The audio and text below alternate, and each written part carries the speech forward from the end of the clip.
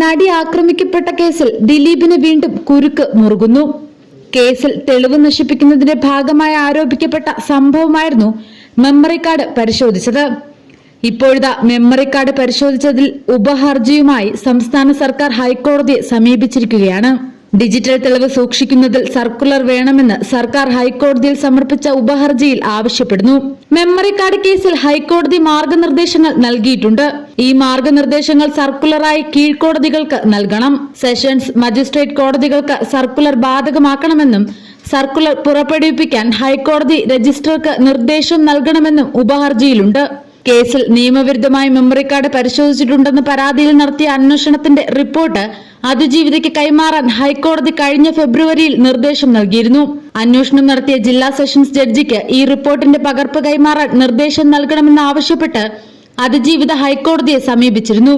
ഈ ആവശ്യം അംഗീകരിച്ചുകൊണ്ടാണ് justice K ബാബുവിന്റെ ഉത്തരവ് വന്നത്. ജനുവരി തുടക്കത്തിലാണ് ഇക്കാര്യത്തിൽ അന്വേഷണം പൂർത്തിയായത്. റിപ്പോർട്ട് രഹസ്യരേഖയായി സൂക്ഷിക്കണമെന്ന് കേസിലെ 8ാം പ്രതി കൂടിയായ നടൻ ദിലീപ് ആവശ്യപ്പെട്ടിരുന്നു. റിപ്പോർട്ടിന്റെ പകർപ്പ് അതിജീവിതയ്ക്ക് നൽകരുതെന്നും ആവശ്യപ്പെടുകയുണ്ടായി.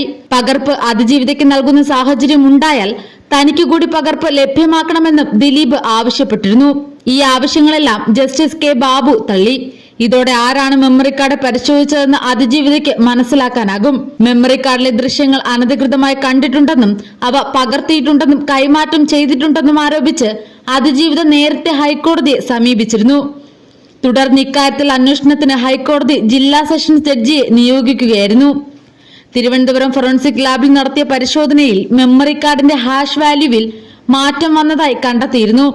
അതുപോലെ കോടതി സമയത്തിന് പുറത്ത് പല സമയങ്ങളിലായാണ് മെമ്മറി കാർഡ് പരിശോധനകൾ നടന്നിരിക്കുന്നതെന്നും രാത്രി സമയങ്ങളിലും ഫോണിലും പരിശോധന നടന്നിട്ടുണ്ടെന്ന് വ്യക്തമാക്കുന്ന FSL റിപ്പോർട്ടും പുറത്തു വന്നിരുന്നു.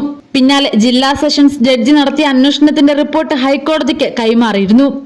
ഇതിന്റെ പകർപ്പ് ലഭ്യമാക്കണമെന്നാവശ്യപ്പെട്ട് അതിജീവിത സെഷൻസ് കോടതിയെ സമീപിച്ചെങ്കിലും റിപ്പോർട്ടിന് രഹസ്യ സ്വഭാവമുണ്ടെന്നും അതിനാൽ നൽകാനാവില്ല എന്നുമായിരുന്നു കോടതിയുടെ നിലപാട്. തുടർന്നാണ് റിപ്പോർട്ടിന്റെ പകർപ്പ് ആവശ്യപ്പെട്ട് അതിജീവിത ഹൈക്കോടതിയിൽ ഹർജി നൽകിയത്. ഇതിന് പിന്നാലെയാണ് ഡിജിറ്റൽ തെളിവ് സൂക്ഷിക്കുന്നതിൽ സർക്കുലർ വേണമെന്ന് സർക്കാർ ഹൈക്കോടതിയിൽ ഉപഹർജി സമർപ്പിച്ചത്.